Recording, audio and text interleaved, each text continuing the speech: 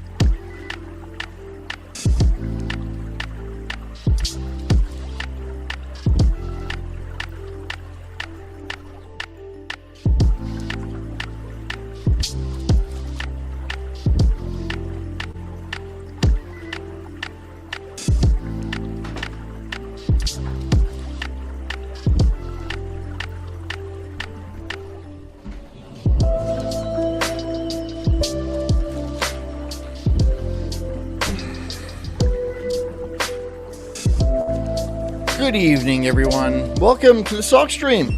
I'm your host, the Incredible Sulk, and I hope you guys are doing good tonight. Fantastic. Somewhat okay. Just holding it together. You know, that's the point. We gotta hold it together. And, yeah. Tonight we're doing childhood trauma. And, this is a topic. It's a rich topic. I feel like people have a lot of trauma. And I feel like everyone's got a lot of trauma. And trauma is just part of the game. And,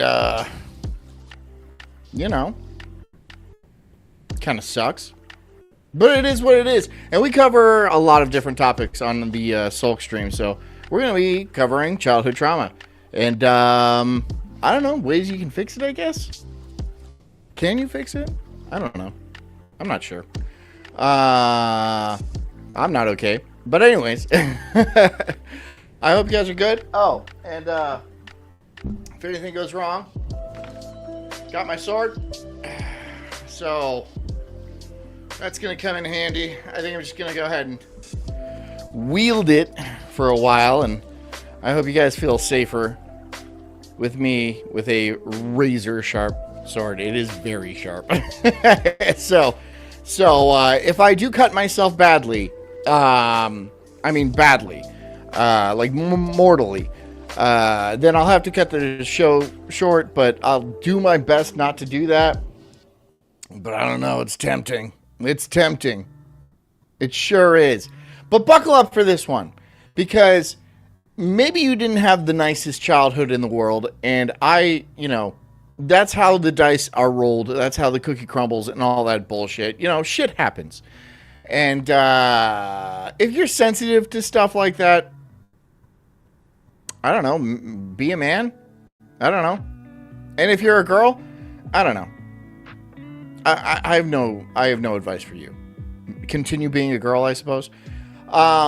Anyways, there's going to be some stuff talked about. If you're sensitive to that, then be a man or be a girl or leave. I don't care. I have a sword, so this will protect me from my feelings. And I hope you have something too. A morning star, perhaps. A cudgel. A pike, possibly. A Zweihander. It doesn't matter what you have nearby. But you got something, right? Anyways, guys, get comfy, get cozy. We are going to dive right on into this. Get your bottle of NyQuil, your beverage NyQuil, or lean, or whatever it is, and, something you can cry your tears into, because that's probably going to be happening tonight. Remember, this is called the Sulk Stream. We can't all be, cheery and happy all the time. We have to do some actual sulking on this show. It's kind of important to me. This show is pretty much my therapy, because I don't know. I make my therapist laugh. Unintentionally, usually. But, anyways, I think we should just get going. If you're working, keep working. If you're driving, keep driving. Yes. Anyways, guys, what's today? Wednesday? Is today Wednesday? I don't care. It's Tuesday. I'm the Incredible Sulk. This is the Sulk Stream. And this is called The Psychology of Childhood Trauma. Buckle up, guys. It's going to be kind of uncomfortable for the first couple minutes. It's okay. You can record me all you want. He's a fucking little scumbag. Okay. Just like you. Okay. I don't care. You can tell your father's going to go to jail too. Okay. Because I have video of him driving. Okay. Watch. Okay. Watch. You little bitch. That's what you are. A little fucking bitch. Where's Daddy in Oklahoma? Where is he? Your father Jake wants nothing to do with your stupid you psychopath. Is that his son he's talking to, or his wife? It kind of looks like his son, but maybe not. This is another son up here. But yeah, this is uncomfortable. And I'm sure it had probably very little to do with his kids.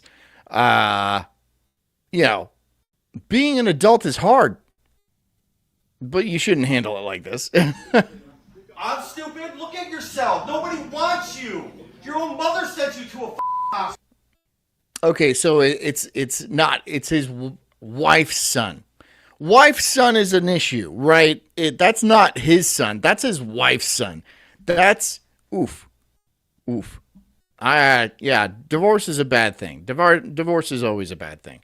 Sorry if you got a divorce, and in your case, it may have been a good thing, but still, it's usually not a good thing. Don't you realize that? I didn't want any kids, and I told your nutty mother that 8 years ago, because I saw how she acted with you. That's why, you Birdie, are you okay? Daddy Dan's going to jail because I have video of him driving. Yeah. Remember the fucking alcoholic who drove with you drunk in a car? You dumb Ouch. Well, if you made it through Children that... are a gift from God. They express the art of love. We can all agree that they illuminate any room with unmatched energy, a sense of curiosity and wonder. They grow into adults, but the inner... Yeah, but sometimes you just get tired of them. I mean, I get that. You just get tired of them. They're always around, and they always have a lot of energy, right? But now I have this sword. I'm sorry. I'm trying to keep this as lighthearted as possible, but I'm also pretty obsessed with this sword. Maybe I'll film myself cutting some stuff in half. I don't know. We'll see. child will always remain.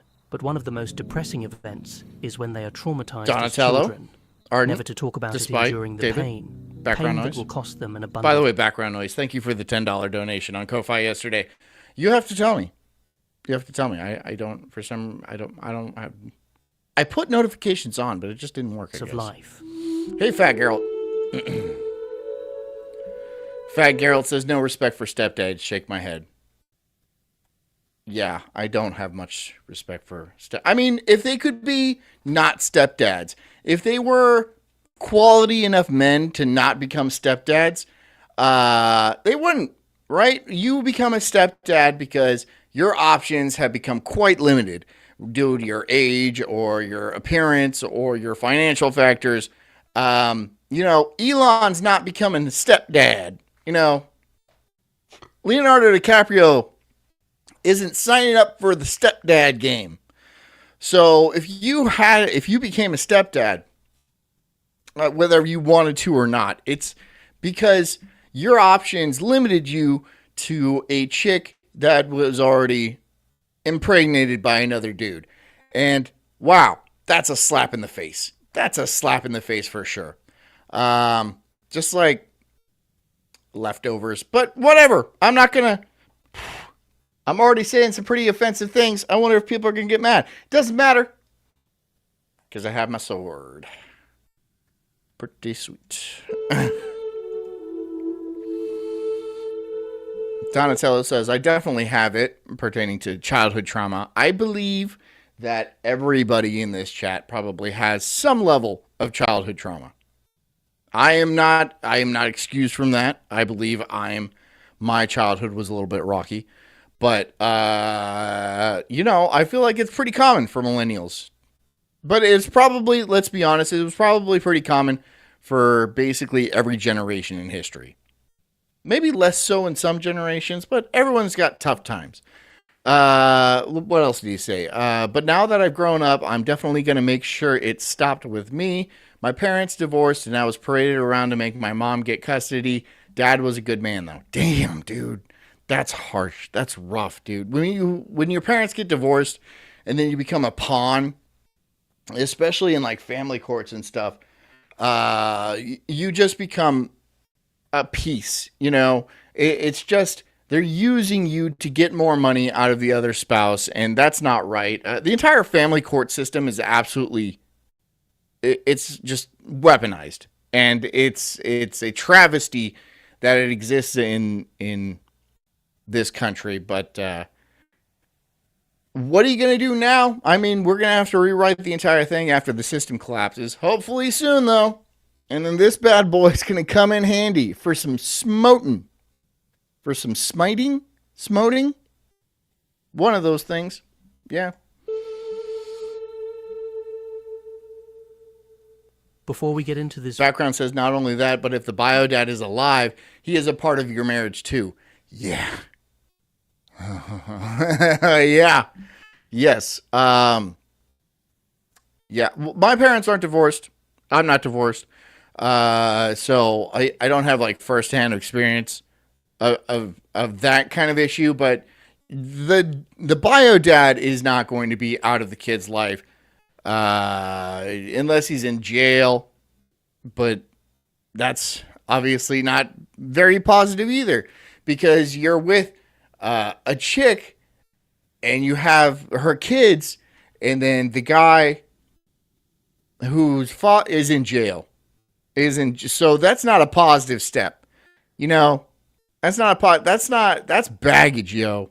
That's some baggage. And it's not the kid's fault. It's probably the mom's fault, if I'm going to be fair to absolutely everyone. It's usually 100% the mom's fault. The ex-wife's fault. What am I basing that on? Well, I've met women before, and they will use anything to get back at a man if they're pissed at him. And if you look through some like records or hear stories about like divorce courts and stuff like that, women will absolutely railroad their husbands, just like brutally, like just ruthlessly, like as if they weren't even a human being, and use their kids as collateral. As ways of getting more money, child support and stuff. Because the thing about child support, it is not about how much the child needs to live. It is actually a percentage of the man's income, which is a wild rule. That is a wild rule. But yeah. So a lot of times the kids get screwed the most. And during divorces, the parents both get screwed because they're both equally... Well, not equally.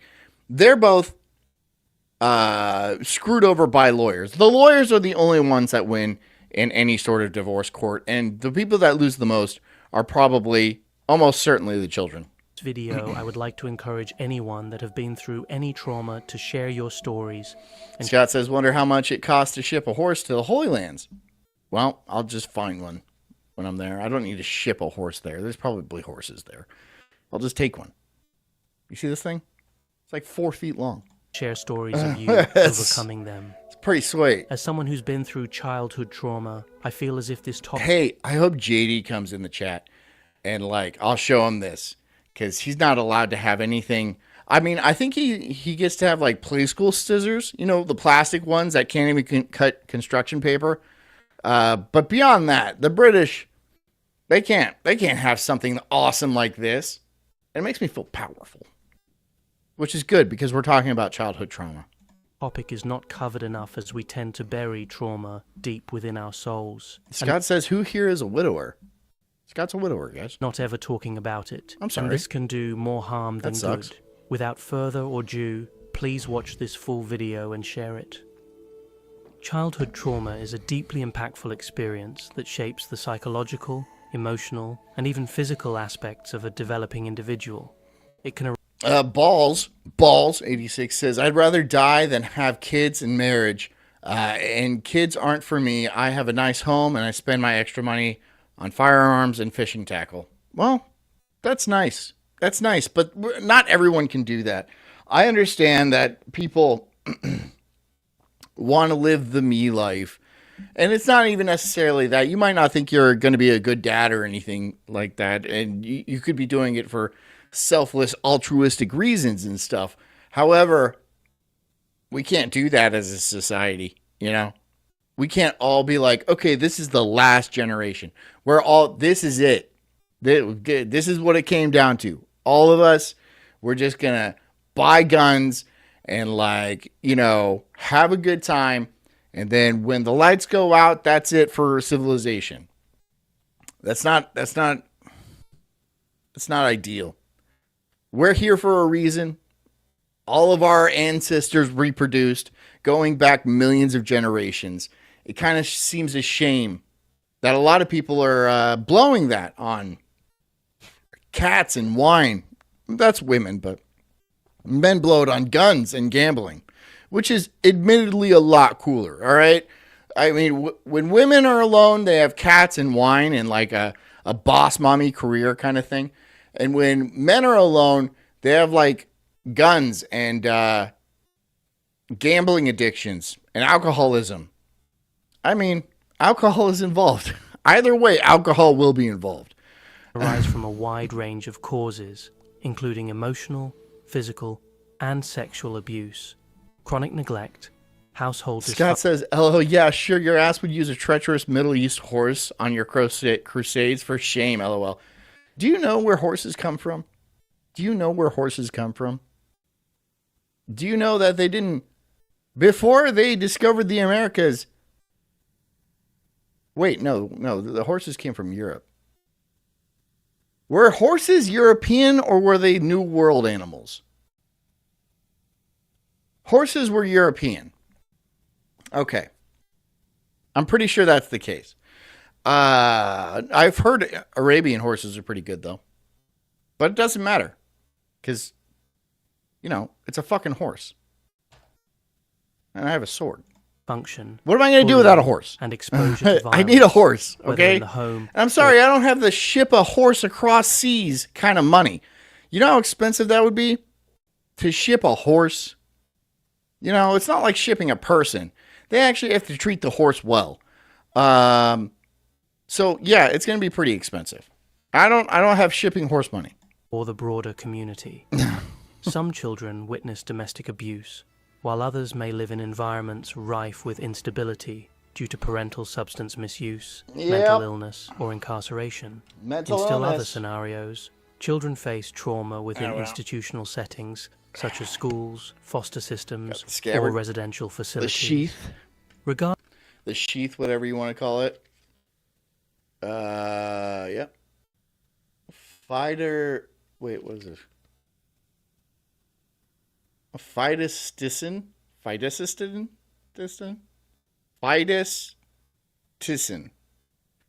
Can't pronounce it. Regardless of its specific origin, childhood Pretty trauma sweet, leaves though. an imprint that can endure well beyond the formative years, exerting a profound influence on one's worldview, relationships, and overall well-being. The concept of trauma in psychological discussions centers not only on the nature of the adverse event, but also on the child's subjective response, the extent to which an experience overwhelms their ability to cope or feel safe. That's true. It does. I mean, so childhood trauma will definitely affect your future relationships, and in ways that you can't even like really understand yourself, because your relationship with your parents is your model of how human relationships are supposed to go. Remember, when you're born, you don't have any like background information. You have zero information. So what you witness going on in the household it must be a microcosm of what's going on outside of there. So if you have like trouble trusting the people that you're supposed to be trusting, depending on how you view it, you're going to have trouble trusting anybody forever, unless you get some sort of like therapies and stuff. But even then, I don't even know how effective that is. For some people, it could be very effective. For others, I don't think it's effective at all. I suppose it depends on how much you want to put into it, though. Renowned psychiatrist Dr. Despite what you've heard, says, I had a great childhood, and my parents were married 42 years until my mom died. I'm sorry. Is childhood trauma really that common? I think it's pretty common. I think it's pretty common. I mean, yeah. I mean, it just seems weird that somebody would have okay. When I met Jess's parents, and like I saw their interaction and like their family unit and like spending a lot of time in it, it was very strange for me. It was very alien. In my family growing up, it was very cold. It was sterile. It was very business oriented, work oriented, right? There was no kind of personality or there was no standard for anything else. It was very, you do this and that's it. Self-expression was, I mean, it was tolerated, but it wasn't like, appreciated a lot of the time. And it was, I feel like I didn't see my parents a lot growing up. I never see them now. I never see them now. But Jess's parents, they're the complete opposite. And they call Jess every day and they visit every single weekend, which is like, okay, I get it. Okay, you guys, okay, I get it. Every weekend though. But yeah, it was a pretty foreign concept. My parents don't call me or yeah. So yeah. And I just think it's a lot more about them than it is about me, but who knows? Yeah. As Sulk points out in The Body Keeps the Score, that trauma remains insidiously. Look at that fat kid. That's true. And trauma can manifest as things like obesity, right? Alcoholism, drug use, of course. It can be insidious in your life, right? You could think you have a handle on it, but then it somehow like just wells up inside you, and then you have like kind of a weird breakdown. It's something about something that happened decades ago that, shaped your childhood, right? It shaped you as a person you are today, but you don't see it like that. You just see it as a normalish childhood, but then you get a little bit more perspective on when you're an adult and you're like, oh, I can see that was actually not normal. That was not okay. And these kind of symptoms, they pop up for years and years and years. And, yeah. In the body as well as the mind, manifesting later as anxiety, depression, or physical. Scott says, I will admit that is a nice piece of steel. Thank you. Shing! Oh, you hear that? Bitchin', dude. Hold on. I want to see if there's something I can cut in half here. Hold on.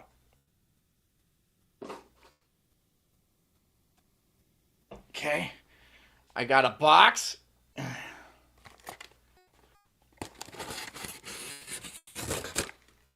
That's pretty good. That's pretty good right there. Just saying. Pretty good. It's my first real sword, you know. Every boy remembers their first real sword. It is actually like a legit, and it's like razor sharp. And I'm like, this is gonna... This is probably not legal for me to carry around, honestly. Health challenges. Indeed, the child But who I'm gonna. experiences significant trauma may internalize a pervasive sense of fear and helplessness, which can skew self-image and hinder the capacity to form healthy attachments. Philosophical traditions Background noise says Ball says Wild Hogs came from Europe. The movie? That movie sucked. have explored the facets of suffering and human resilience for centuries. From the ancient Fat Girl says you get a wet you get whetstone to top off that. Do I have? Yeah, I have whetstones, and I have a strop as well. So yeah, it doesn't need any sharpening now, but should the time come, I can definitely sharpen it. Stoics, who underscored the importance of inner fortitude in the face of hardship. Okay, background noise. Hold on. Background noise is close, so he wants me to. Oh, and then hold on.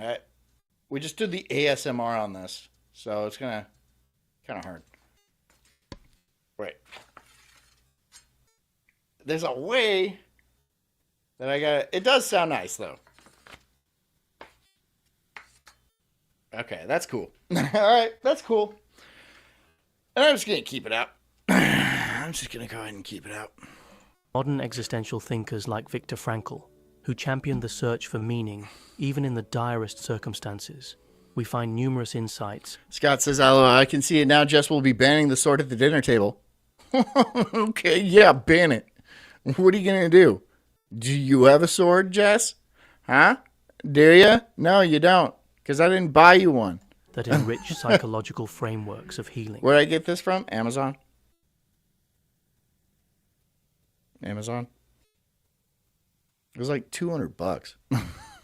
Philosophy can serve as a broader scaffold that asks penetrating. So this is why I need donations, right? So I can be outfitted for my holy war, and this is where my streaming money goes. it's to buy armor and weaponry that there's no way I'll ever need. Questions about identity, autonomy, and the purpose of grappling with pain. Introduction to childhood trauma. Childhood trauma differs from adult trauma in part because of the child's developmental vulnerabilities. Yeah, that's totally true. But here's a picture of me. Oh, damn. How can I, there we go. We're going to go ahead. Okay. But yeah, see? I just took that outside. Pretty cool. I'm looking yoked. I'm looking pretty yoked, if I do say so. I'm just, I don't want to be like, but come on. Let's be real. Anyways, back to this very serious subject. All right, let's not make this all about talking about my sword and stuff. We might though. Apparently dependent. We might. Both physically and emotionally. Their brains, bodies, and social capacities are still developing, making them acutely sensitive to stressors. An event that might be distressing but manageable for an adult can be profound. Fat Carol says he got it from some old dude in a cave who told him it's dangerous to go alone. Take this. Like Zelda? I mean, yeah. Yes. Yeah. So, there we go. Yeah. I don't know. I'm going to do something with it. I'm probably going to take some shots with it, like swinging it around violently. I'm going to put it into a tree stump. I'm going to do some stuff with it. Profoundly destabilizing for a child who lacks mature coping skills and a well-established support network. The significance of secure attachment in early childhood cannot be overstated. A child's emotional development is heavily guided by caregivers who respond, or fail to respond to that child's cues and needs. Yep. When a caregiver is abusive, neglectful, or inconsistent, the child often absorbs this behavior as a fundamental lesson about the nature of the world and their worthiness within it. In The Deepest Well, pediatrician Dr. Nadine Burke Harris. What? What, with my sword? Yeah. It's a cool sword, and I just, you know. When I checked on the stream earlier, you were just putting it away, and then I walk in here. And I was pulling it out again. Yeah, I did it a few more times because the people in the chat were like, do it again. Oh, I bet they were. Yeah. They're getting horny and stuff. And I'm like, you guys are degenerates, and this is how I'll execute you. Imagine getting your head lopped off with that bad boy, though. Right? Because that shit is razor sharp. That is razor sharp. Full tang. Leather. It's pretty fucking sweet. I'm going to mount it. I'm going to mount it here in my studio office. Discusses the concept of adverse childhood experiences, ACEs, and outlines how they correlate with poorer health outcomes later in life. Her work provides a medical framework that links early adversity to chronic health issues such as cardiovascular disease. That's bad news. That's bad news because the people in my line don't have great hearts anyway. And yeah, that means I'm probably not going to live terribly long. And that I'm fine with that. I'm okay with that.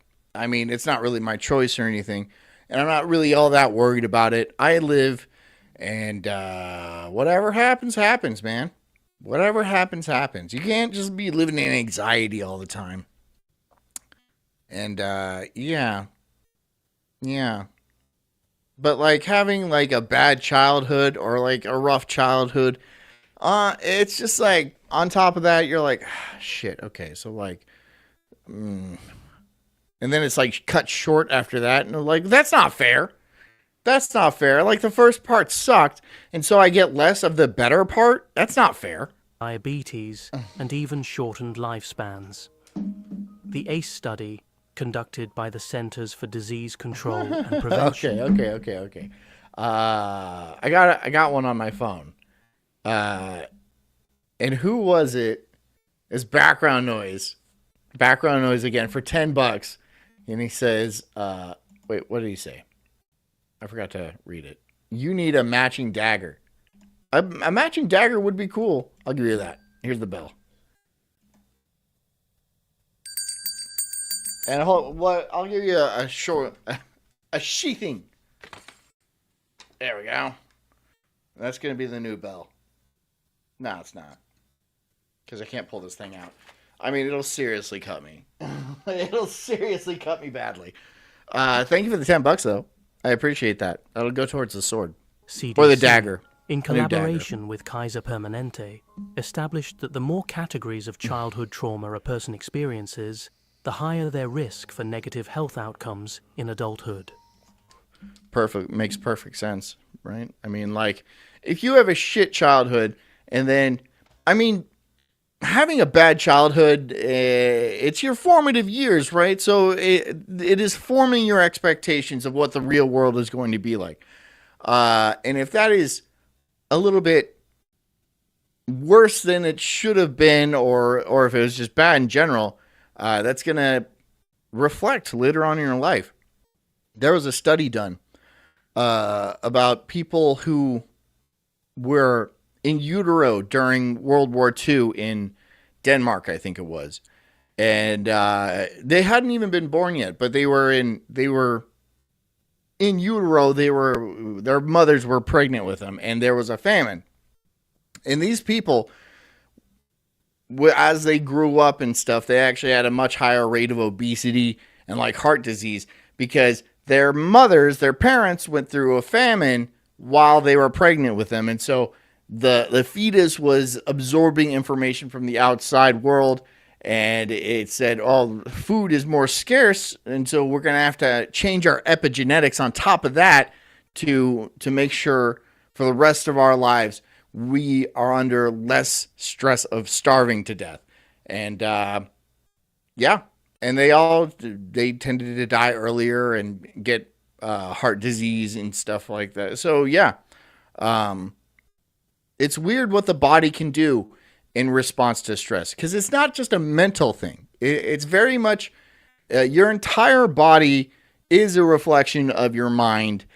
And if your mind is damaged at a very early age, it's going to present itself in your body in some way. This research underscores the pervasive and long-lasting repercussions of childhood trauma, elevating it from a private emotional concern to a public health issue. Defining what constitutes childhood trauma involves recognizing its varied forms. Some trauma is explicit and acute, such as a single event involving violence or a sudden catastrophic occurrence. Yeah, I think that's traumatic. That's traumatizing, right? But a single event, I wouldn't call trauma. I would call it traumatizing.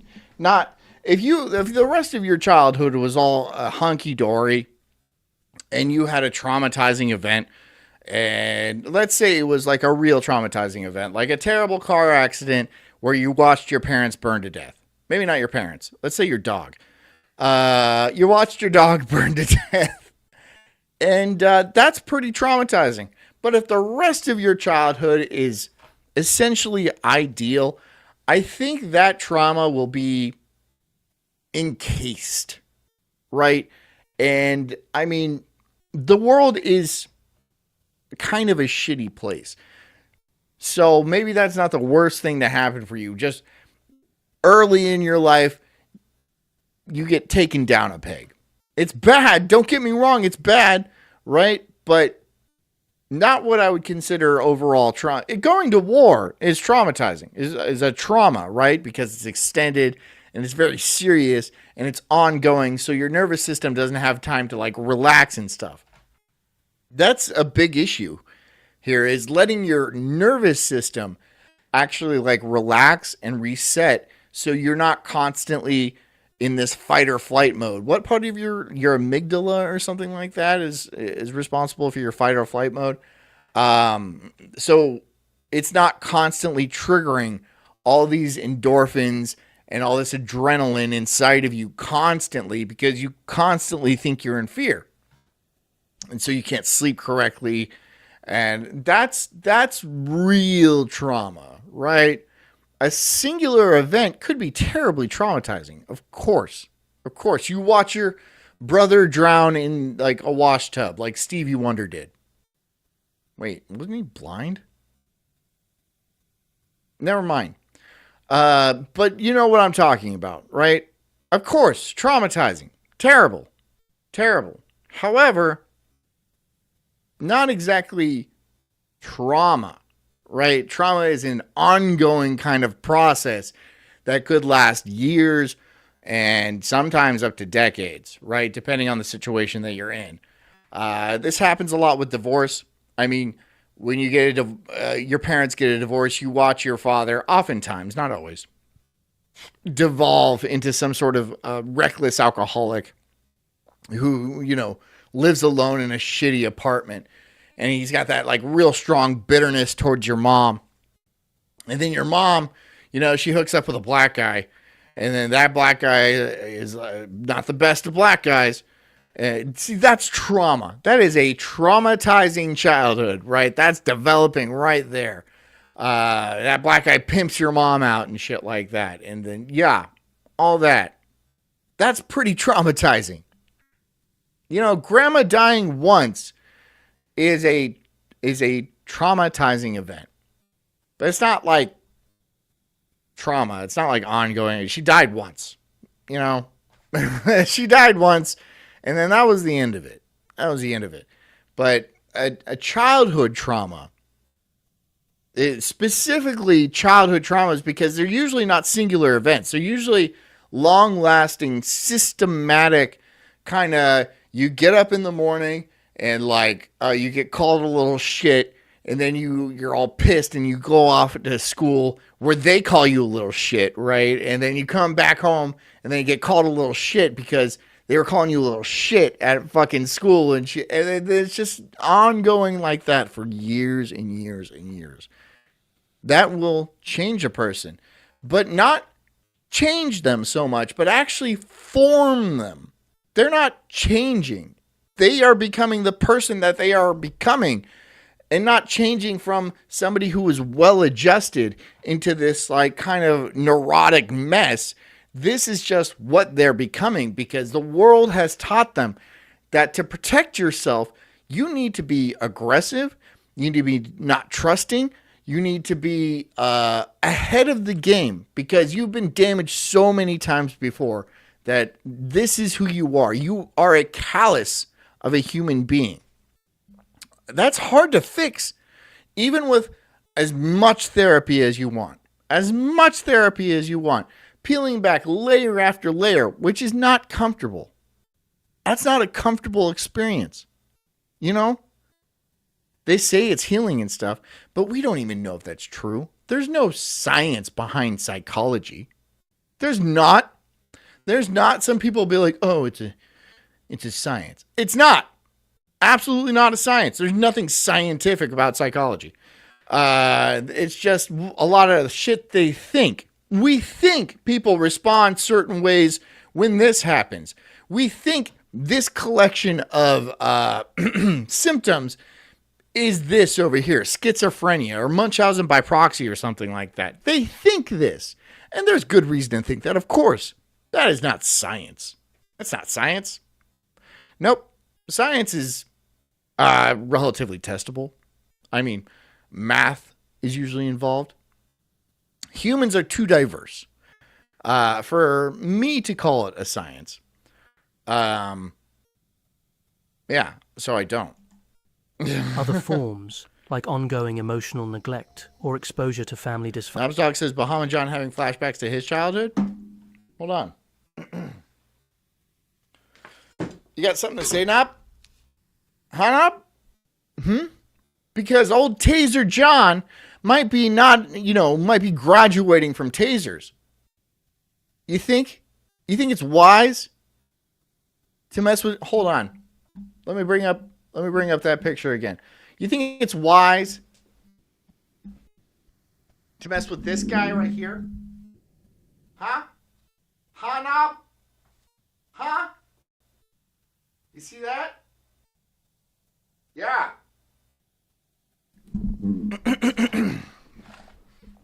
Yeah, no. So, tread wisely. Tread wisely, Knob. Function can be more insidious, yet just And as yes. damaging. Complex trauma involves Yeah. repeated, chronic interpersonal violations, often carried out by a caregiver, making the child's immediate environment a source of threat rather than a refuge. Background noise. To be fair, I was a little shit very often. Yeah, but so are all kids. All kids are shits. All kids are absolute shits. I mean, maybe not the girls, but like they're shits on the inside. Boys are always shits on the outside. They run around breaking stuff, and that's just the disparity between the genders and stuff. It's another reason why boys don't do well in the modern education system, because it's very much set up for girls. You sit in a desk at like 8 a.m. and you're supposed to sit there quietly and like do paperwork until you get off at 3 p.m. and then go home and do fucking like 2 more hours of that paperwork. Fuck that noise. Fuck that noise completely. So yeah, what do you think you're going to do as a little boy? You're going to be a little shit. Of course you are. It's just up to the parents to be like, okay, I'm not going to like release my day on my kid, right? I'm not going to get angry because of something else. It's a lot of times not about what the kid has done, but what the parent has done to the kid. And that's really what makes a kid a shit. Like a hopeless shit is a lack of attention. A lot of times the parents come from their own kind of abusive backgrounds and stuff like that, and they don't quite know how to parent properly because they've never really had any strong examples. So yeah, well, childhood trauma, I never really blame on the kids, because how can you? They're kids, they're children, they are blank slates. And yeah, they have a lot of energy and they ask a lot of questions and stuff like that. And some, I'll level with you. Some are just genetically better. Some kids are better than other kids. All right. But if they're your kids, that's your fucking fault, right? Either because you're stupid, you're a dumb fuck, and then you replaced yourself, you reproduced, and then you made another stupid dumb fuck, and then you're like, oh shit, I forgot that I fucking suck, and I made another person, and that person sucks. And then you're mad about that. Oh, I'm sorry you're mad about that. Maybe you shouldn't suck so bad. Maybe you shouldn't suck so bad. But also, you know, there's things like drug abuse, right? Which honestly is not even the worst thing you can be as a parent is like a drug addict. Because a drug addict being is not positive. Of course, being a drug addict is not positive in any way. However, there's mentally ill parents, right? There's parents with like Munchausen by proxy syndrome where they poison their kids to get sympathy from the community because they just want the attention so bad. It's very common these days, and I'll point to an example right now. It's where moms force their kids into transgenderism. That's Munchausen by proxy syndrome. I mean, that's textbook. Again, I don't see that as a science, but if you look in the DSM-4 or the DSM-5, I don't know which one's out right now. That's Munchausen by proxy syndrome. That's a clear-cut case of it. When you force like drugs down your kid's throat and then parade him around in dresses and stuff so you get patted on the back and get social points, that's Munchausen syndrome by proxy. It's important to say by proxy because Munchausen syndrome typically is where you make yourself sick and then you get sympathy from other people. But by proxy is when you poison like your kid or like an elderly parent or something like that. So you have to, like the Gypsy Rose case. The Gypsy Rose case. She actually ended up killing her mom, which I think is completely justified. Because of course, if they put you under a bunch of surgeries and poison you for years and years and years, you kind of deserve to die. I don't think she should have gone to jail for that. But now she's like famous, so okay, cool. Recognizing the breadth of possible traumatic scenarios helps to expand our understanding of who might be affected and what... Background noise says we knocked out a teacher's eye shooting paper clips around the room in the 4th grade. Okay, that's funny. Good, fuck him. Why certain individuals exhibit Oh, I'm sorry, as a teacher, you're not supposed to have workplace hazards? Maybe if there's paper clips flying around the room, you should wear some like safety goggles, some eyewear.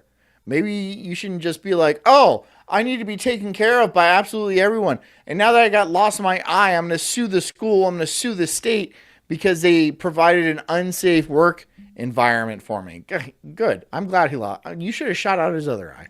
Symptoms or coping styles.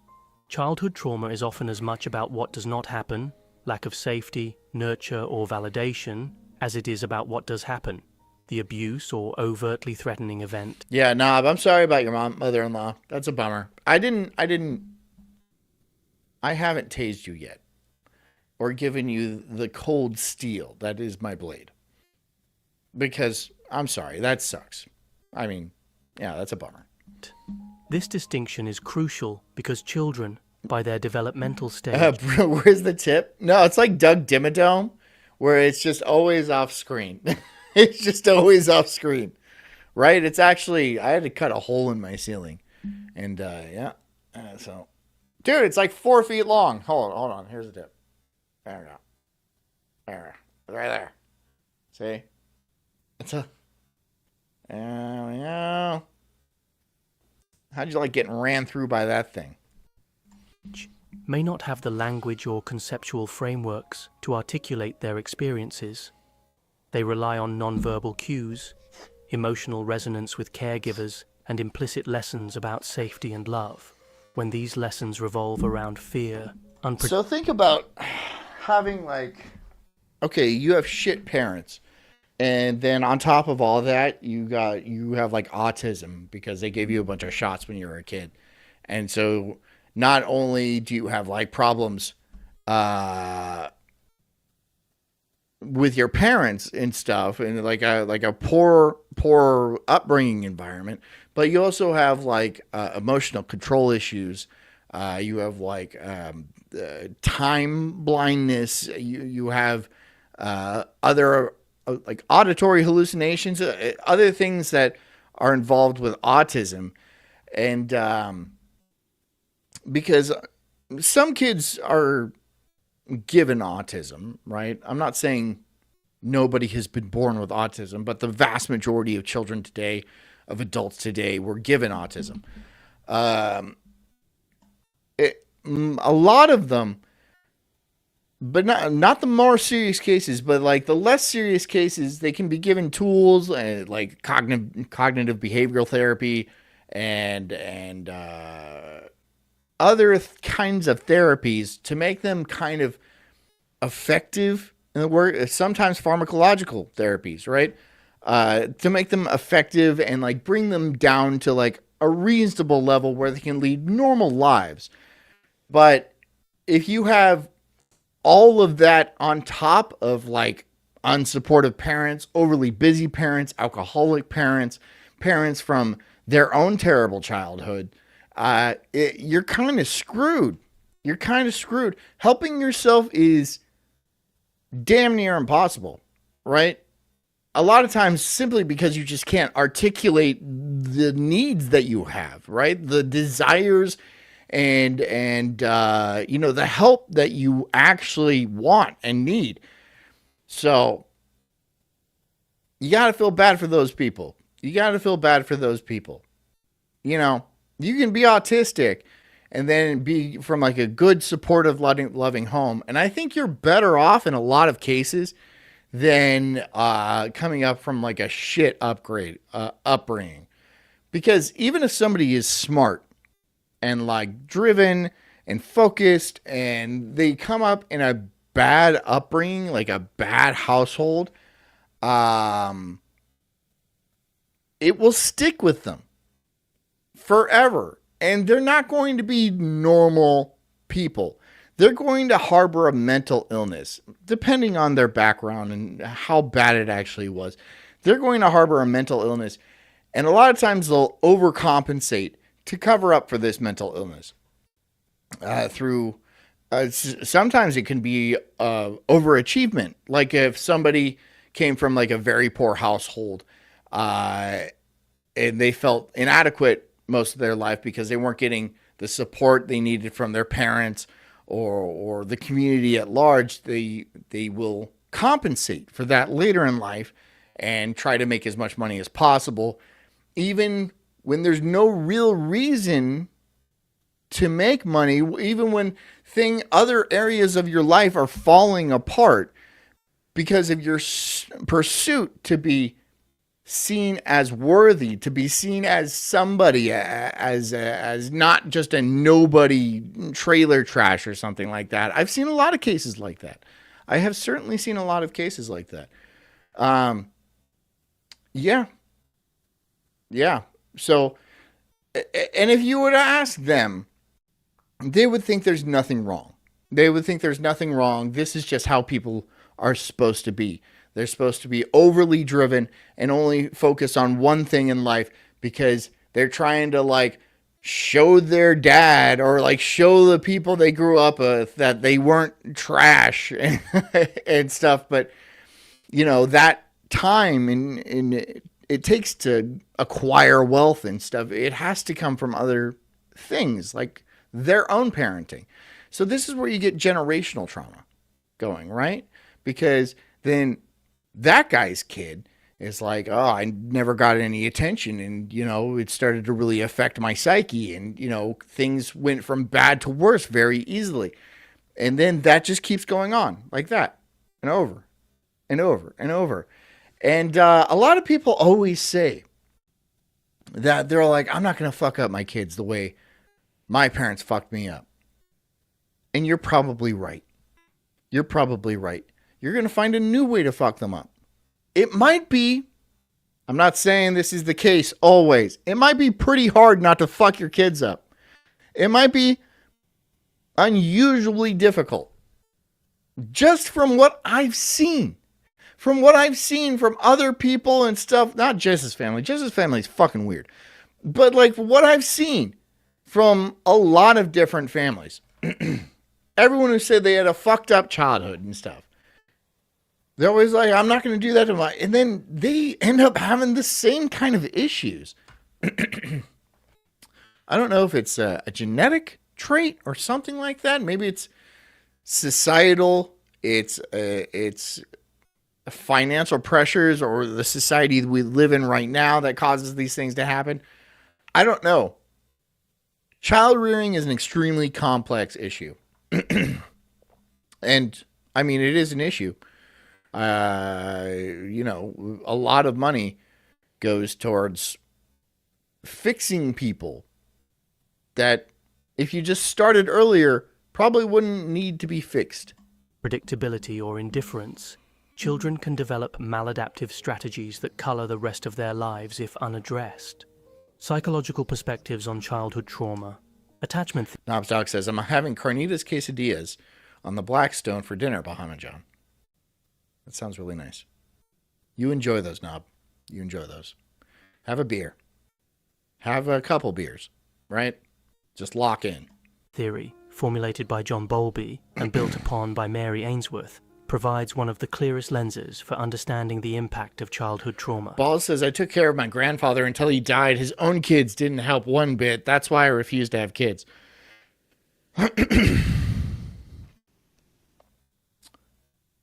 Was your grandfather a good guy? Was he a good guy?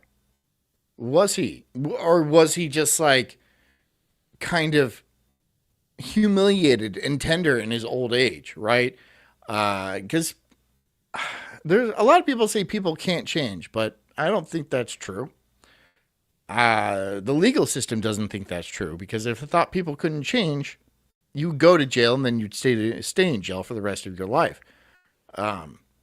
But maybe he was an asshole. Maybe he was just an asshole. Maybe it wasn't his kid's fault that they didn't want to have anything to do with him when he was old and sick. I would say that's probably his fault. Yeah, I would say that's definitely his fault, especially if he had multiple children and then none of them wanted to have anything to do with him. Yeah, it definitely seems like it's his fault. So that doesn't mean you should not have kids, because that guy was not the greatest father in the world. But I can see why you would think twice about that, because a lot of people, there's always this argument about who's going to take care of you when you're older. And a lot of single women get this when they're pushing 30, 35. Who's going to take care of you when you're older, right? Because when a woman turns 35-ish and she doesn't have kids or any marriage prospects or anything like that, she's bound to spend the next 40 or 50 years completely isolated. And that's gonna suck. That's gonna suck. Yeah, that's gonna suck. So, I don't know what I was getting at with that one. But anyways, let's move on. Bowlby posited that infants have an innate drive to form an emotional bond with a primary caregiver, and the security of this bond sets the stage for all future relational patterns. Ainsworth's seminal strange situation experiments categorize these patterns into... Scott says, so yeah, some kids despise their parents, but people do change with age. Most young fathers are assholes. That is a weird thing. Most young fathers are assholes? That's weird. My dad was 27 when he had me. 28, maybe. My parents were relatively the same age, but they had my oldest brother when they were like 19. So, yeah. I think the boomer generation just had their kids very early because there was a lot of optimism going on in the country, and everyone had the ability to buy a house when they were like 19 years old. So why not also start a family? These days, that's not possible. If you are able to buy a house by the time you're 35, you're doing pretty good. You're doing a lot better than most of them. But this entire idea that young fathers are typically assholes, I don't know why that would be the case. I don't know why that would be the case. Or if that's even true. I've never heard that before, but you could be right. I'm just not sure why that would be the case. It's weird when people get married very young.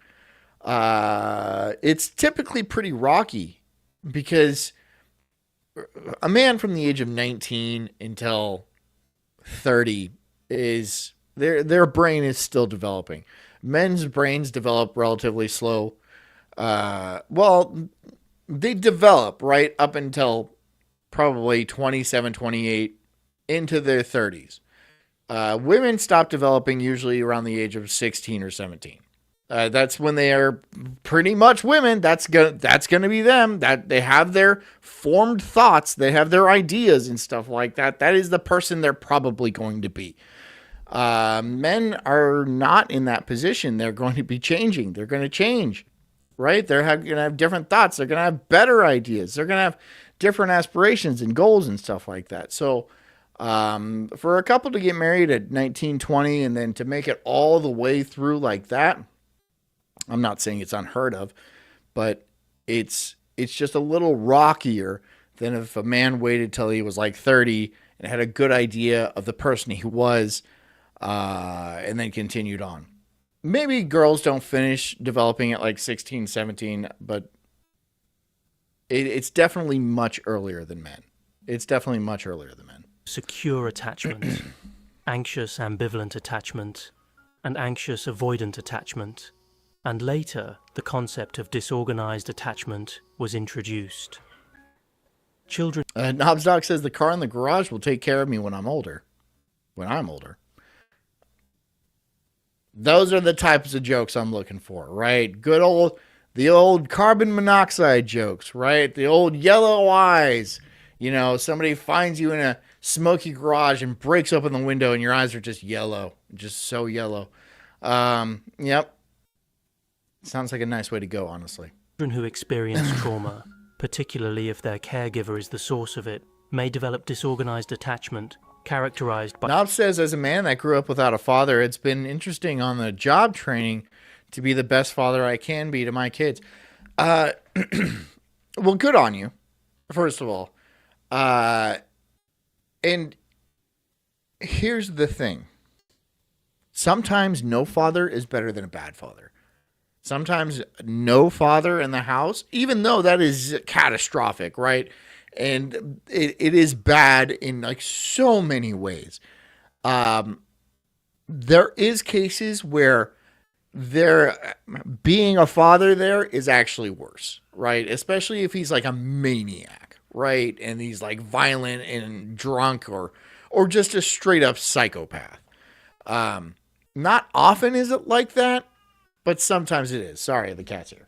By contradictory or chaotic behaviors in the face of caregiving. This insecurity or disorganization can carry into adulthood, manifesting as a chronic struggle to trust others, deep-seated fears of abandonment, or an inability to form stable and nurturing bonds.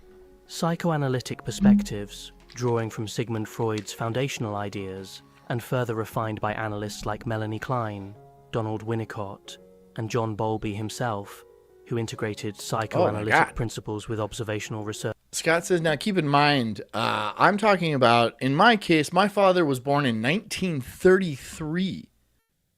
So he would be 90 years old, something around there right now. 93. And my grandfather was born in 1889.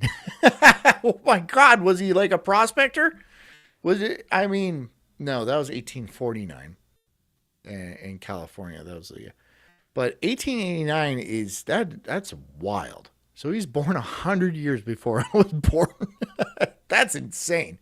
Well, Yeah, like 99 years. That's wild, dude. And you're sitting here talking to me? That's wild. How old are you, Scott? You're not that old. Well, you're like a boomer, though, aren't you? Ugh. Research highlight how early experiences shape the unconscious mind.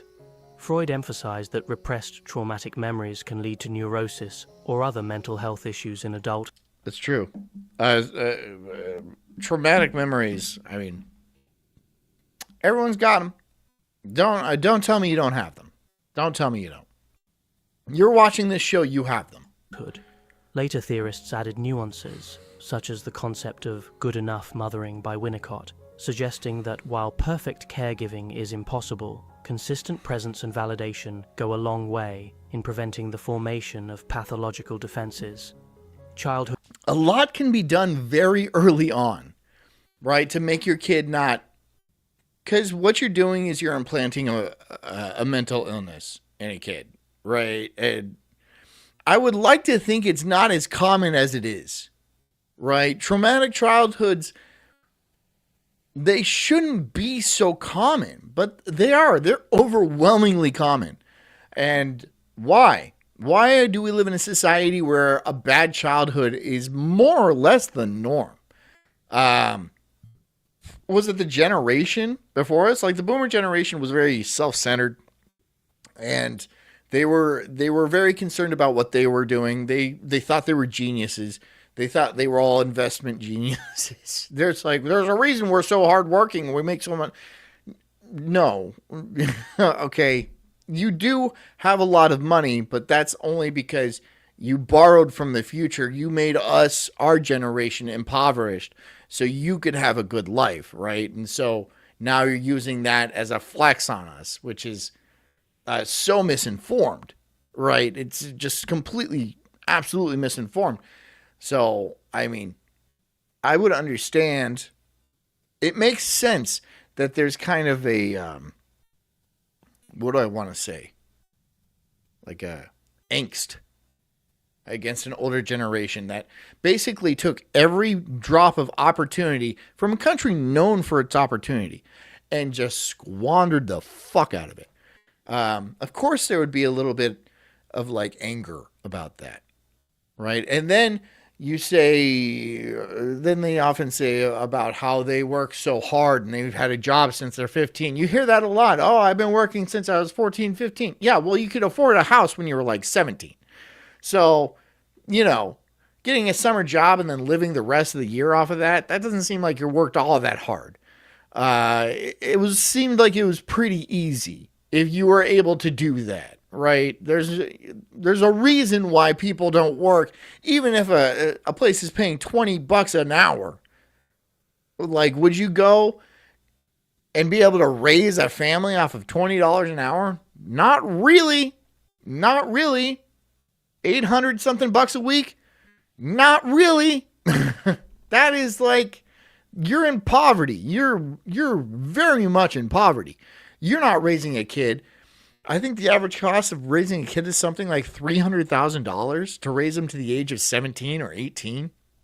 That's before college and without any sort of medical things going on. There's no braces, no nothing.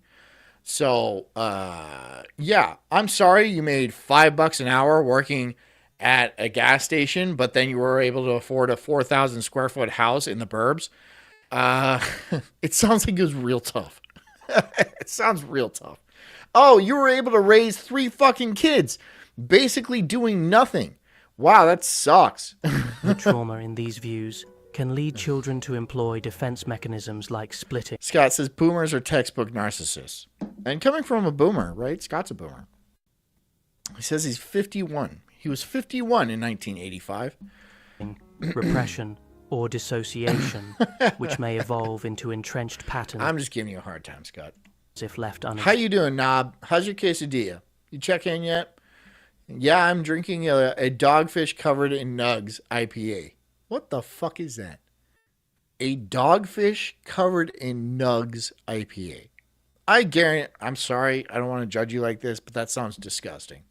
It sounds kooky it sounds like some kooky hipster bullshit that if I took one sip out of that, I'd be like, I don't care how colorful and fucking fruity the label is. This is garbage.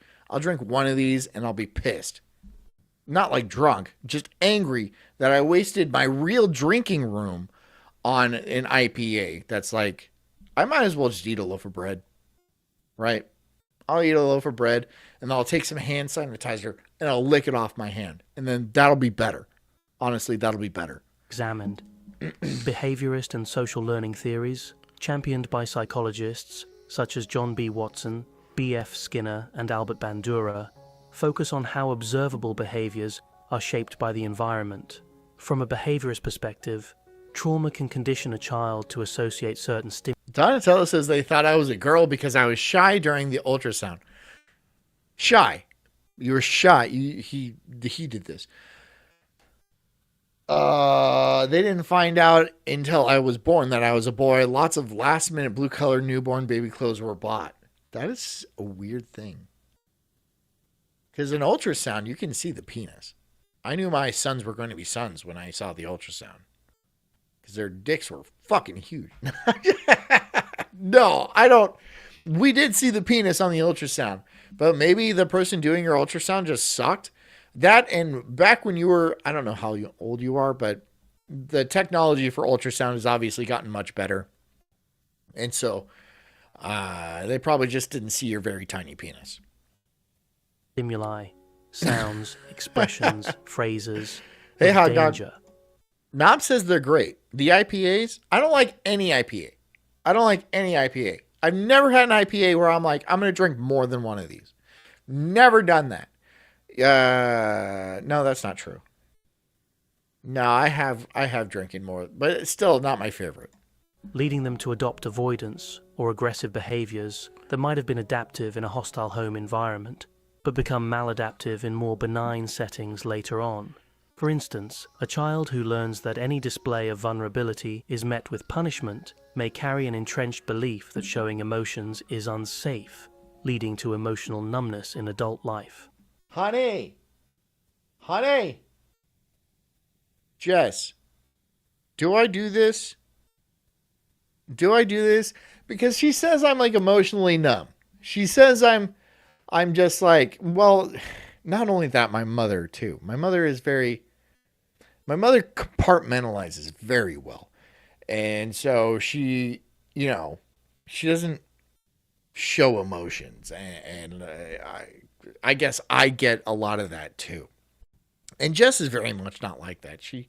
She's very emotional, right? And so it makes me uncomfortable when there's a lot of emotions going on and I don't know what to do, right? Because it's not something I grew up with. I didn't grow up with a lot of emotions in the house. There was just an overall melancholy, of course, but nothing like, everything had to be we had a job to do, man. We had a fucking job to do. And if you weren't able to do that, then you would be ostracized. And I was ostracized pretty completely. But I'm just not very comfortable with emotions, period. And I try to not be emotional, and I don't like it. I don't like them. I don't like emotions. I'm not a big fan of them. Cognitive behavioral perspectives associated with Aaron Beck and later refined. Couchturfing says you're not emotionally numb, you're avoidant. Okay, so I do feel them. However, I just try to ignore them as much as possible. I don't really see a difference in that, Jess. Yeah, it's the same thing. It's the same thing, right? I do feel the emotions inside. The chemicals are changing in my brain, and then my heart feels hurt, and then my tummy hurts, and then all that. But you know what? You just do that. And you're like, okay, more of this exquisite pain. I'm well acquainted with you. And then you just grit your teeth and you move on, because you know what? It'll hurt. It's not going to hurt forever. And so you just keep on going. There's been a lot of hurt. Sure, there's a lot of hurt. And it's going to hurt a lot more in the future. It will. You are guaranteed such a thing. But there's no use in being a bitch about it, right? So just keep on trucking. In trauma-focused cognitive behavioral therapy, TFCB. Scott says F in the chat for Knob's generic quesadillas. Wow, Scott. Dude, Scott, his mother-in-law just died. And some people might call that a win, but he didn't. I don't mean to make jokes about that, Knob. I'm sorry, but that is the case. Not everyone gets along with their mother-in-law. Yes, but yeah, it's fantastic that you did, though.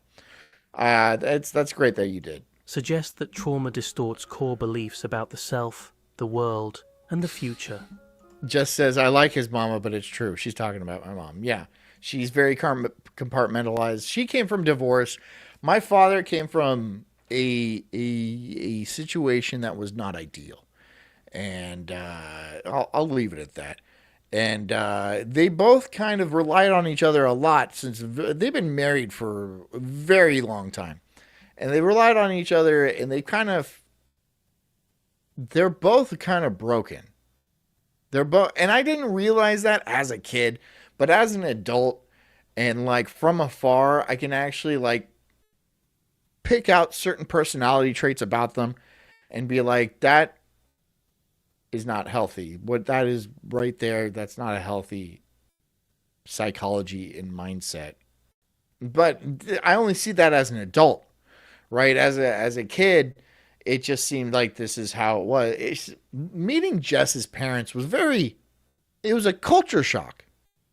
It was a culture shock for me because it was so different. Like everyone talks to each other, and like if somebody has a problem, there's grievances that are aired and stuff like that, and people try to help each other with problems and stuff like that. It seemed supportive, which was weird to me because it wasn't like that in my family. My family we ran a business, right? And if it didn't pertain to the business, it wasn't important enough. And that's just kind of how I was raised. And again, we didn't have birthdays or Christmases or holidays or anything like that because we were Jehovah's Witnesses, right? We never went to the church or anything, or what's it called? The Kingdom Hall. We didn't go out and knock on people's doors. We just didn't do birthdays and Christmases. So it was weird, man. It was a very cold upbringing. And Jess kind of gets it. She doesn't fully get it, right? She doesn't fully get it because we don't even have much contact with my family. We see them once, maybe twice a year. We see them like twice a year. But there's nothing in between that. There's no phone calls or anything. And it's just because there is a priority. And that is it. That is it. And the priority is money focused, and the business. And I think that was very much a coping strategy for my father specifically. And my mom she did what she did best, and she compartmentalized, right? Anything that went wrong, it was just packed away, and it wasn't addressed. There was no pictures on the wall of our house, it's just, yeah. My brother, I had a brother who died when I was 19 years old. He died in a car accident. He was like 24. And we don't talk about it. We don't mention it at all. There's no pictures anywhere. We don't talk about it. It's very much like that for everything. It's just a very sterilized environment. And I think this is a coping strategy for my parents that they've kind of put onto me. And it was weird. It was a weird upbringing. And I feel like I've done a lot of therapy since then. I don't think any of it has really worked.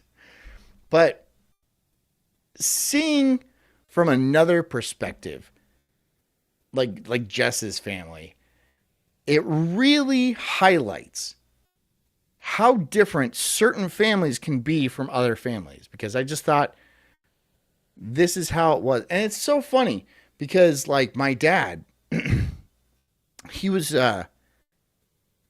talking to Jess, and he was like, see, Jess, this is what your dad could do, right? Because my dad's a pretty successful guy, right? Again, it's a coping strategy. And Jess was just dumbfounded because she was like, why would my father want to do this? Why would my father's happy and he doesn't have to do this? He doesn't.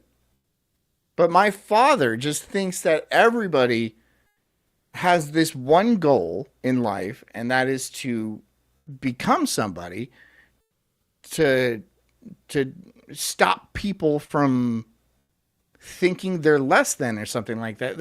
It's a very entrenched psychology, right? That he doesn't even understand is a part of his psychology. It's just who he is, and this is just how it manifests. So, yeah, and then I choose to be a fucking streamer, right? So it's there's been problems. There's been problems. A child who is repeatedly neglected or verbally abused might internalize a belief that they are Hey, unlovable. Strawberry. Thank you. Thank you for completely understanding. I was wondering if I was able to like put that eloquently enough where it would make sense to people, because it's a very complex issue, and it's being on my side of the table. I don't know if people really get it, right? And I don't really expect people to get it. And so I'm just trying to communicate as clearly as possible what I'm trying to say. So thank you for understanding, because I'm still struggling to understand it. Or inherently flawed. Over time, such beliefs turn Yeah, Jess she says, my dad has waves to catch, LMAO. And that is the essence of her father, right? And that is what blew my mind. He has waves to catch. That's it. He wants to go surfing. That's it. Right? That's he just wants to go surfing and shit. And it's such a relaxed kind of a lifestyle. They're not rich. She just doesn't come from like a wealthy family by any means.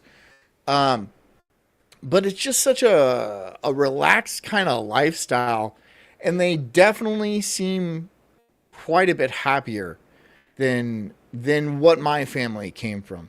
And if you were to talk to my parents or my family members, they would say they're happy, but I don't know if that's the case. I would strongly believe that that's not the case.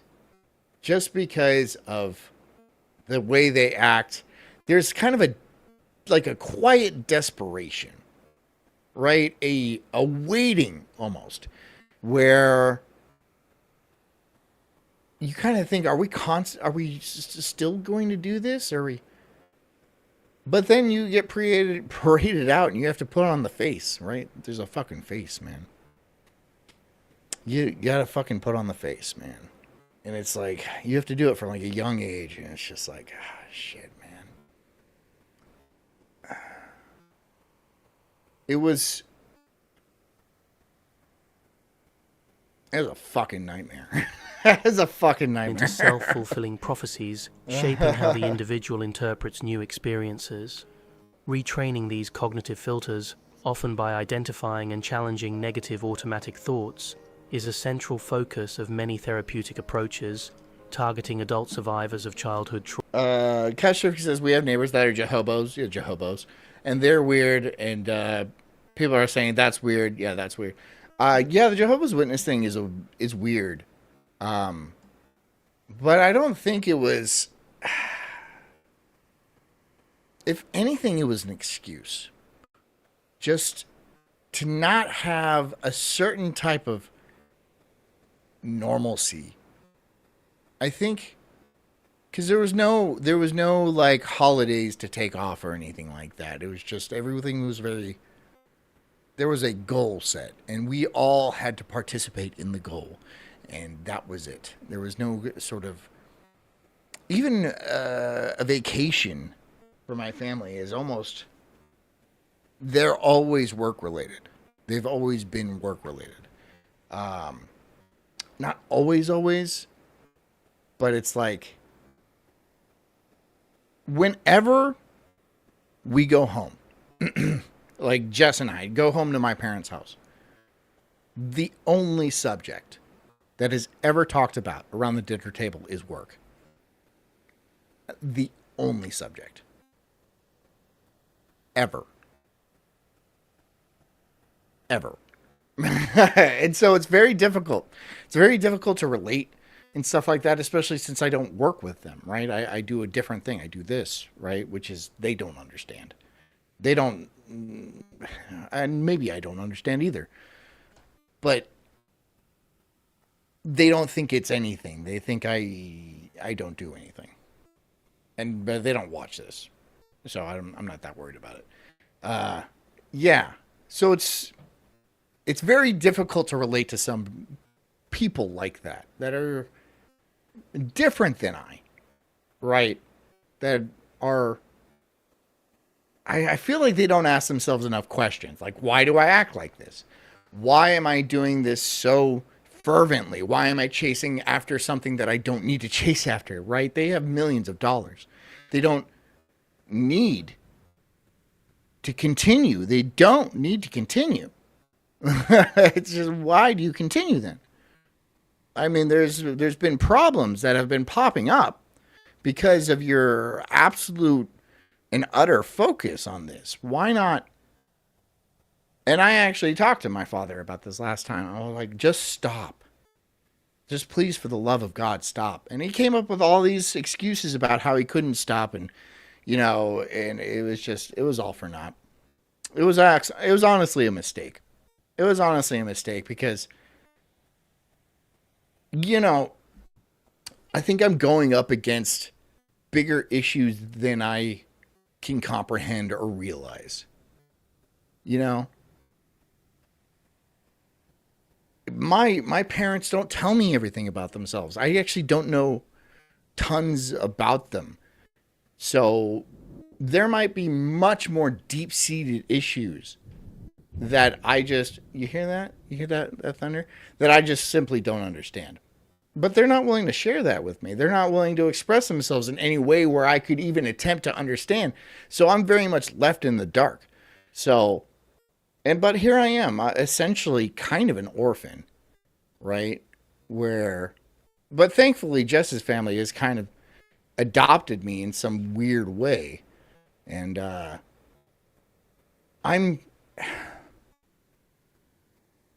it's uncomfortable that I'm not comfortable. Do you know what I mean? I feel like an imposter. Like I shouldn't be in this family doing like ripping open Christmas presents and stuff like that. I feel like I'm in a fucking movie. Is this like for real? I do. You're so dumb. Why am I dumb? Because you take like a nice family moment and you're like, nah. I don't trust it. I know. I don't trust it. My family has a tendency to plot. Okay? They do. So I have this kind of suspicion a lot of the time. I'm like, okay, what's going on here? Who is out to get who? What is going on? And so it's funny. It's very strange. It's very weird. Anyways, moving on. Trauma. The neurobiological lens has gained prominence in recent decades. Research by experts like Dr. Martin Teicher has demonstrated how prolonged exposure to stress hormones can alter the developing brain's architecture. Stonknod says the sins of our fathers are 3 generations. Your dad may not have tried to fix it, but he may have been the second guy to do better, and you need to complete it, big guy. I'm here. And I do make a conscious effort to not put work in front of like my family. You know, if there is a family issue, and I have to think about this on a regular thing because I like doing this. I consider this my work, and if I was not cognizant about the situation that I came from, I would probably get addicted to working. But I have to be careful about doing that because I understand that it's kind of a problem, not just work addiction, but there's also like alcoholism and other sorts of addictions that run in my family. So I have to think oftentimes where I'm like, should I work? Should I do this? Or should I just go to the beach with my family?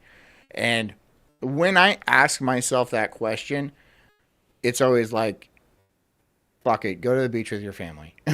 because fuck it, right? It's not, yeah, of course I want to work, but there's also, I have different motivations for work and stuff like that. You know, the money is not as much as an issue as it was for them. And that's something that I don't have to really think about all that much, but I do enjoy my work and I want to continue and be successful at it. So it's complex. It's complex. You know, it's not like the money is an issue now, but I feel like that idea is still very much a part of my parents, but it's also a part of me as well, right? I just don't, I don't want to have to rely on my work to give me reason, you know, to make me who I am. I don't need my work to do that. I don't want my work to define me like that. And I feel like that's a problem my parents are dealing with. So yeah, but again, I could just be scratching the surface on some very deep-seated issues that they have not communicated with me ever. I don't know. I want to give them the benefit of the doubt, but what is that? What is the benefit of the doubt here? That, honestly, what is that? That they choose not to work? I don't know. Anyways, the at the end of the day, I try not to work all the time. But as this channel grows and grows and grows, because we've been experiencing some pretty good growth on this channel. And thank you, Ardent, for putting in so much work. I noticed that it's taking up more and more of my time. Right? So I do have to balance it. I do want it to grow, and I do want it to be successful and stuff. But I just have to remember that this is not my life. This is not my life. This is secondary. My life is out there and sleeping in the bedroom right now. Right? That's my life. This is what I do when I'm not living my life. So I have to focus on living my life and not just simply plug away, because I can see how that could really eat up your time. I mean, completely. And then you miss your children growing up, and then they grow up and they're strangers to you, right? I'm trying not to let that happen. Registers threats may become overactive, while the hippocampus, involved in memory and learning, can be suppressed or damaged. Chronic stress can also disrupt the hypothalamic pituitary adrenal HPA axis, leading to hormonal imbalance. Stonknod says, I want to hug you, big guy. You're loved. Sweet.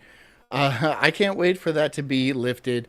I love it in the meantime because it's very accurate. Oh, it's nice. Thank you, fuel Stonk. anxiety, I appreciate that. depression, and other conditions. Bessel van der Kolk, in The Body Keeps the Score, underscores the significance of these physiological changes, illustrating how talk therapy alone may be insufficient if the body itself That's true. Talk therapy doesn't do shit. Talk therapy didn't do shit for me. And I don't know why. It didn't do much for me. But now I'm doing this. I don't really, maybe this is talk therapy. Maybe I'm doing therapy because I am honestly trying to explore my emotions and explore my ideas and trying to like describe them properly, right? Doing that in talk therapy, you have a time limit, right? And it's like not cheap. It's not cheap. And so it's very difficult to express the nuances of emotional damage under a time limit, you know? And sure, you can go as long as you want, but I mean, come on. I don't want to spend that kind of money. I don't. In a fight or flight pattern. Body-centered or somatic. Tejas says, Yakub looking bitch. Yeah, this guy. Why'd you make white people? Why'd you make white people? Right? You had it perfect with your Wakanda style society. You fucked it up and made the whites. Thanks, Yakub.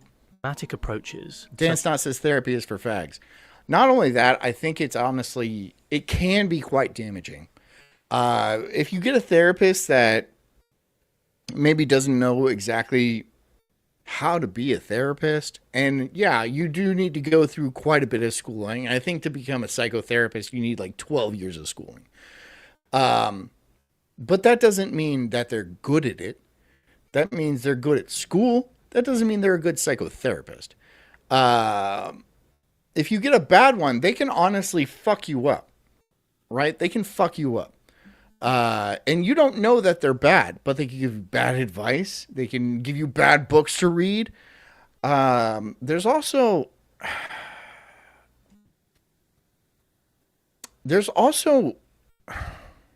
how do I want to say this?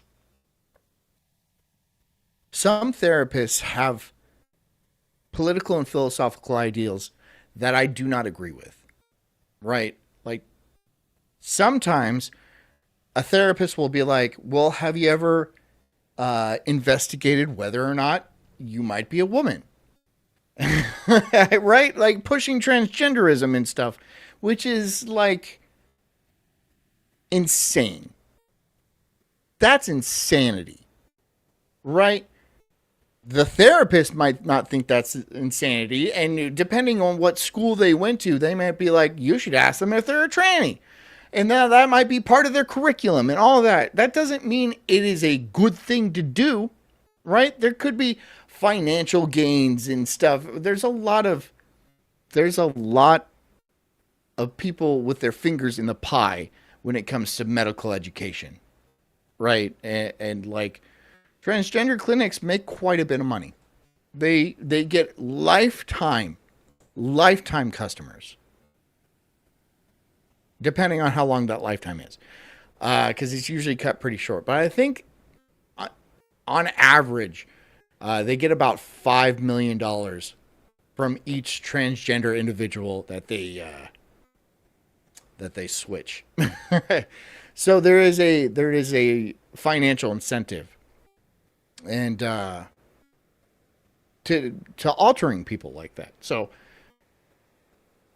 yeah, I know that isn't completely in psychotherapy, but one medical will help out another medical, and it's kind of like it's a very knotted system. So I don't even trust doctors a lot of the time. Just be careful about who you trust. That's the thing. But how? How? You don't know people like that. You don't know their political philosophies or ideologies or anything like that. You don't know what they're going to surreptitiously push on you and be like, you're actually a chick. Here, take these drugs.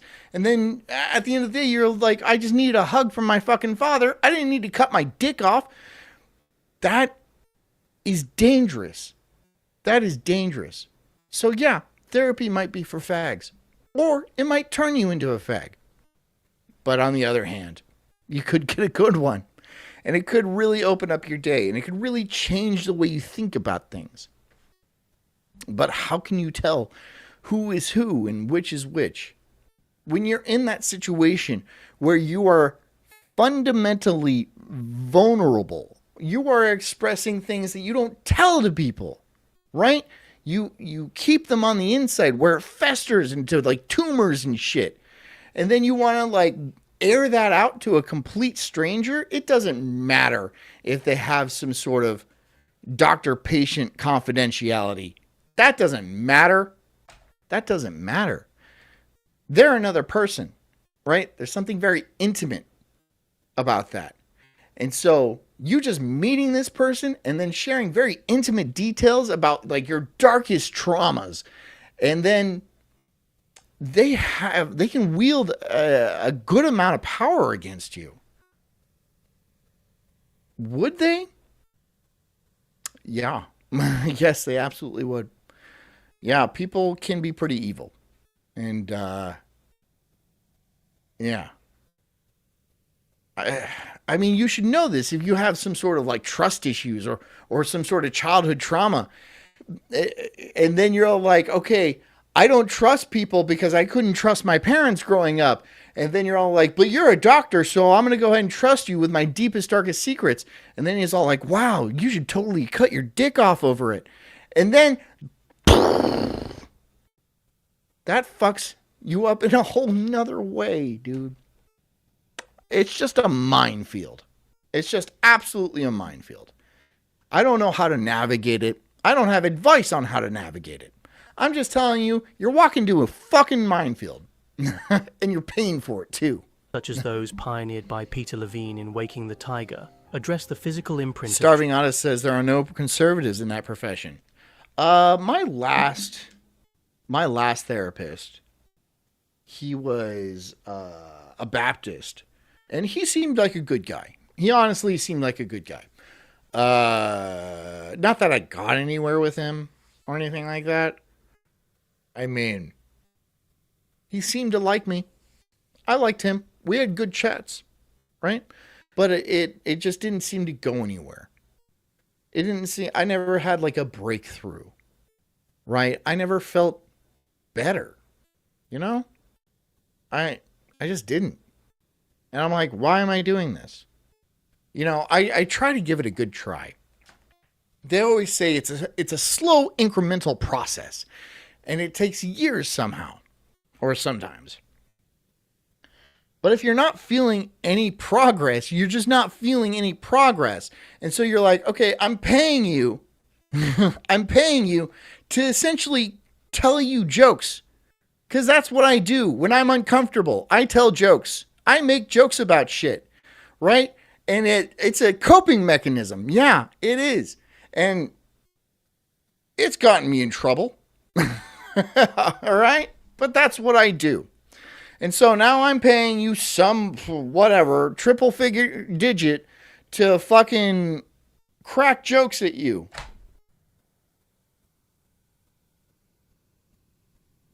I made him laugh.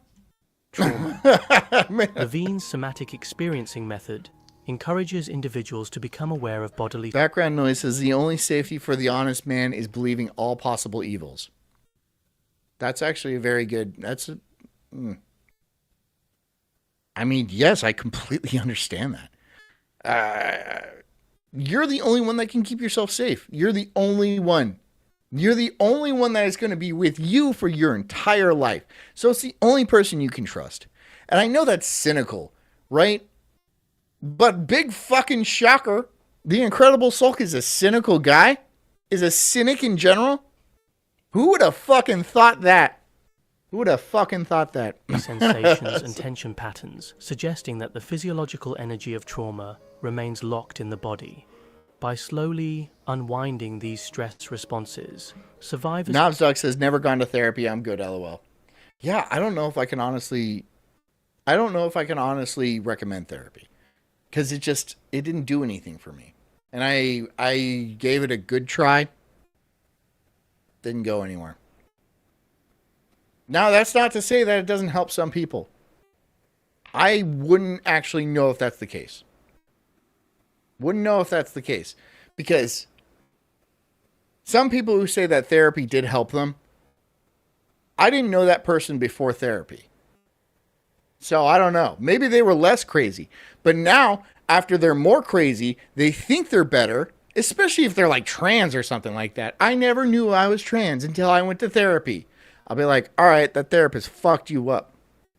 That guy fucked you up. Now you have a time limit, right? Now you're going to be like taking weird pills the rest of your life and then, you know, fucking gauging open your mangina with some sort of medieval torture device. That sounds like you're in a worse place, dude. That sounds like you're in a much worse place. Psychology is difficult, though, right? Because you don't live in other people's heads. I don't. Can reestablish a sense of safety and agency. Dan Snot says, I got dragged into therapy by an ex, didn't help. There's another thing about therapy is that you have to, well, you get out what you put in. And that may have also been a problem of mine. Because, like, why am I gave you money.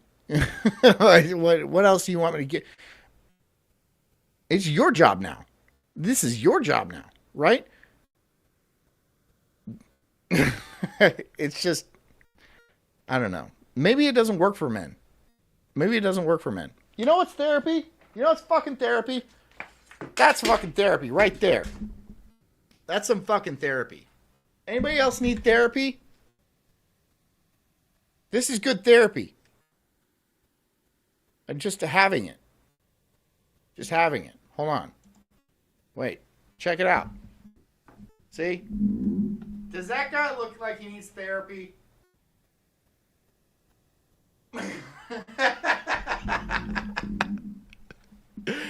That guy looks dangerous. No, I'm okay. Systematic approach can be especially beneficial for those who find it difficult to verbalize their experiences or who are overwhelmed by psychological re-exposure to traumatic memories. Philosophical reflections on childhood trauma.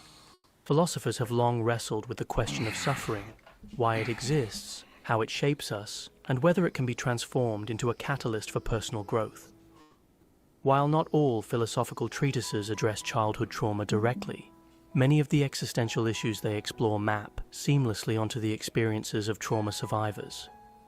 Existential philosophy, through figures like Jean-Paul Sartre and Viktor Frankl, contemplates the notion that human beings must create meaning in a world fraught with pain, unpredictability, and isolation.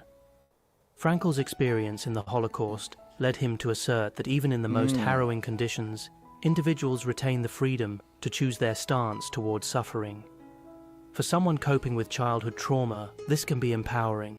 It suggests that while you cannot alter the past, you can find purpose in the aftermath, possibly by using your experiences to empathize with others or to advocate against abuse. Stoicism. So everyone's making jokes in the chat. Where's the tip? I told you, this thing is like 4 feet long, right? There's a tip right there. So it's pretty long. And it's expertly weighted and balanced and crafted. And I'm not even kidding you. This shit is razor sharp. Like that shit is razor sharp. When I pulled it out, I was like, oh. Whoa. I did not expect it. I didn't expect it to be sharp at all. I bought it just thinking it would be a sword for, like, you know, costume. But it is definitely razor ass sharp. So I might be cutting some, like, watermelons in half and posting it on X. Follow me at Sulkstream OFF. That is the official Sulkstream account on Twitter. And Ardenshire puts a bunch of reels and stuff on that. And also follow me on YouTube if you want to see that stuff. But there's a lot of stuff on X that you can see that you don't see on Rumble. So follow me on that account if you would be so kind. And I also make jokes. and say some pretty racist things on there. Originating in ancient Greece and Rome with philosophers like Scott says therapy is a blacksmith hammer and a forge. God, I want to get into blacksmithing so bad. I've wanted to get into blacksmithing for so long. I want to get into blacksmithing. I would make so many daggers, dude. It would kick ass. I want to do that. Epictetus, Seneca, and Marcus Aurelius encourages the development of inner virtue and self-control. According Knobsdoc says you're a Ren Fair nerd. Yeah, I'm not like upset about that. They're a good time. to Stoic thought, external hardships are less within our control than our internal responses. While this perspective can be taken to extremes, potentially dismissing the legitimate pain of trauma survivors, it can also be a source of strength, learning to differentiate between what is within one's power, interpretations. A lot of people are telling me their therapy routines. Go to the gun range or go fishing. I like going fishing. I'm not as good. My father-in-law is a very good fisherman, and I like fishing a lot. I don't do it enough. I wish I did it more. But I'll go surfing at the beach and stuff. Knob's dog goes and works in his garage and work out and work on his bikes and runs. These are good things. These aren't therapies. These are coping mechanisms, right? Which, I mean, they're coping mechanisms. They work for a reason. The thing about coping mechanisms, coping behaviors, is it's not bad to have a coping mechanism. It is bad to have a bad coping mechanism, right? Being an alcoholic is a coping mechanism for whatever pain or trauma that you endured in your past. But it's not a healthy coping mechanism.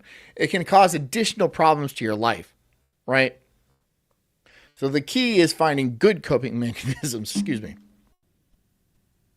I got gassy. I got a burp in there. There we are. Decisions, good coping moral mechanisms. character, and blacksmithing. I want to get into blacksmithing. does not. The behavior of an abuser, past events, may provide a survivor with a clearer sense of agency. Buddhist philosophy introduces the concept of dukkha, often translated as suffering or dissatisfaction inherent in life. The Four Noble Truths identify... Fat Geralt says, forging iron daggers is the way. Grind that blacksmithing stat.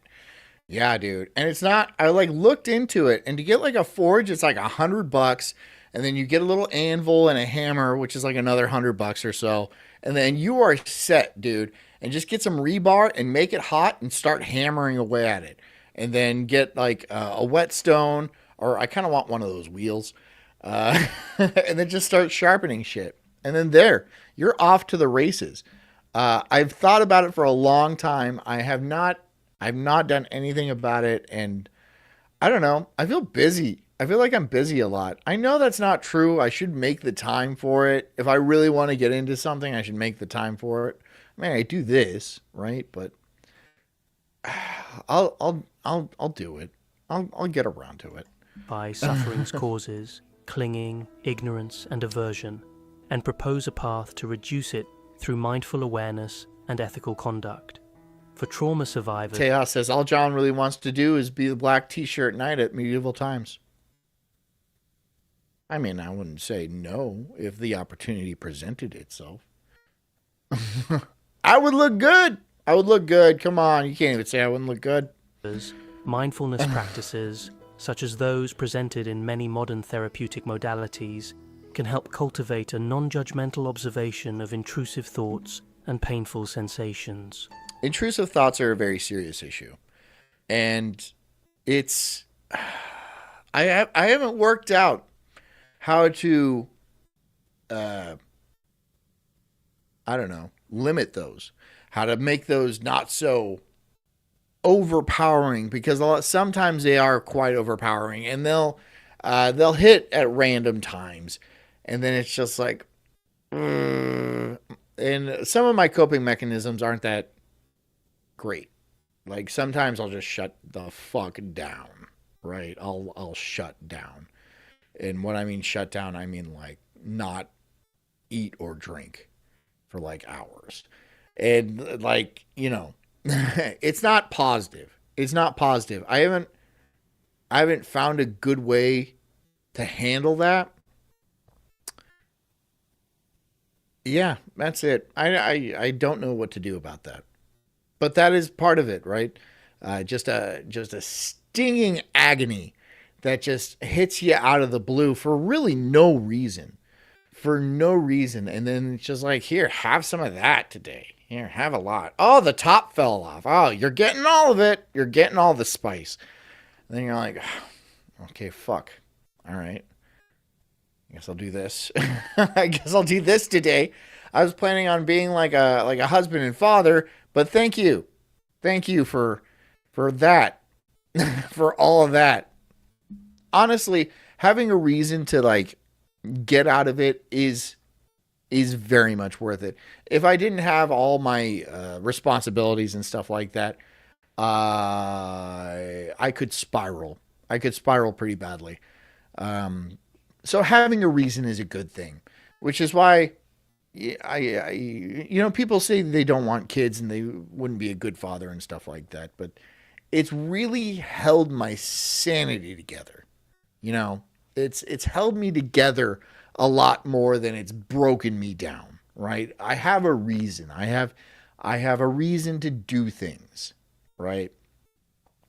Staying busy and stuff. Going to the gym. As you can tell, I go to the gym. Did you guys see my picture? See, I don't know if you guys have noticed this. I look red. Why do I look so red? Probably just the lighting. I can be sort of manic. I can be a little bit manic, and I'm very, well, okay, it's obsessive compulsive. I'm very obsessive compulsive, and I have a schedule I stick to, and that helps. That helps the overwhelmingness of the situation that I have to deal with. But yeah. Over time, this shift in perspective can lessen the intensity of traumatic triggers and related emotional turmoil. The question of... Donatello says, intrusive thoughts are a motherfucker. They are.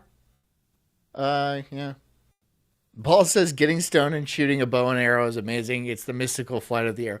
I believe you. I don't have a bow and arrow, but I do like shooting things. I'm not like living things, but like targets and stuff. Personal identity is also relevant to childhood trauma. British philosopher John Locke claimed that selfhood arises from the continuity of consciousness and memory, leads to a quandary if traumatic memories are repressed or fragmented. That's true. I guess. I feel like that's true. I feel like that would be a true thing if things are true. Anyways, guys, we have come to the end of our show. And, thank you. I felt like I did a lot of reflection tonight. And, that's a good thing, I hope. You never know when something's going to pop up later in your psyche and be like, wow, that was extremely cringe. Why did you do that? Hopefully this isn't one of those. Hopefully this is not one of those, but it could be. And just add it to the list. Add it to the list. I hope you guys enjoyed tonight's show. I hope you learned something. Honestly, I do. I hope you enjoyed it. And maybe you'll, I don't know, look at your own psyches and evaluate your own lives and your own cognition and see if it's exactly what you want it to be. If it's not, then why? Why is that? I don't know. Ask yourself questions. Anyways, guys, I hope you guys have a good night. I hope you guys stay strong. I hope you guys stay strong. Stay beautiful. Do all those things that make me proud. You know you guys make me proud. Anyways, guys, have a wonderful evening. Be awesome. Drink a lot of water. Get a good night's sleep. And take care of yourselves because I care about you too. I'll see you guys tomorrow. Love ya. Good night. I'm an incredible soul, unhinged and enraged like a bulldog's fierce growl. I'm spitting fire, burning through these trees, questioning the world, unraveling conspiracies. Talking about Bigfoot, but I